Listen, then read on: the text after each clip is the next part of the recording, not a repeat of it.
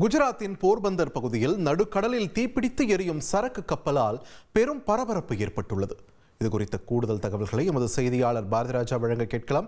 பாரதிராஜா, வணக்கம். தற்பொழுது இந்த தீப்பற்றி எரிந்து கொண்டிருக்கும் சரக்கு கப்பலுடைய விவரங்கள் என்னென்ன, தற்போது நமக்கு கிடைத்திருக்கக்கூடிய தகவல்கள் என்னென்ன, இது தொடர்பா விரிவா பதிவு பண்ணுங்க.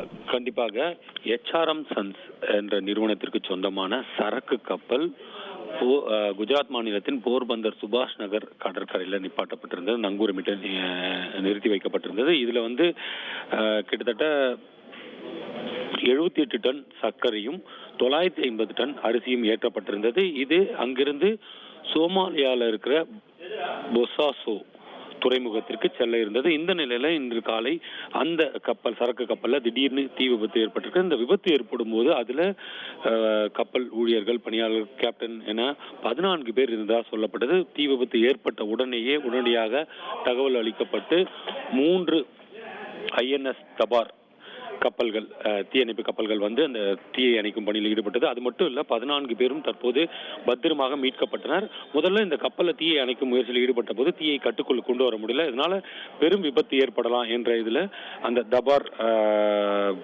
கப்பல் மூலமாக இந்த சரக்கு கப்பலை நடுக்கடலுக்கு இழுத்து சென்றார்கள். இதற்குள்ளே கப்பல் முழுவதும் தீப்பற்றி எரிய தொடங்கியது. அந்த காட்சிகளை தான் நீங்க பார்த்துட்டு இருக்கீங்க. முழுவதுமாக தீப்பற்றி கொழுந்து விட்டு எரிய தொடங்கியதை அடுத்து 3 கப்பல்களும் இந்த தீயை அணைக்கும் பணியில ஈடுபட்டிருக்கிறார்கள். தற்போதைக்கு உயிரிழப்பு எதுவும் இல்லை என்றாலும் கூட அதில் இருந்த அனைத்து பொருட்களுமே, குறிப்பாக சொல்லணும் அப்படின்னு பாத்தீங்கன்னா 78 டன் சர்க்கரையும் 950 டன் அரிசியும் முழுவதுமாக வீணாகி இருப்பதாக தெரிவிக்கப்பட்டிருக்கிறது. தீயை கட்டுப்படுத்தும் பணியில தற்போது தொடர்ந்து இந்திய கடற்படை வீரர்கள் ஈடுபட்டு வருகிறார்கள். இந்த தீயை கட்டுக்குள் கொண்டு வந்தவுடன் சேத மதிப்பு எவ்வளவு என்பது தெரிய வரும்.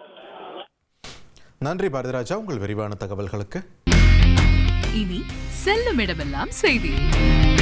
தந்தி டிவியின் வாட்ஸ்அப் சேனலை ஃபாலோ பண்ணினா செல்ல இருக்கும் இடமெல்லாம் செய்தி. இதோ QR கோட், இப்பவே ஸ்கேன் பண்ணுங்க, ஃபாலோ பண்ணுங்க.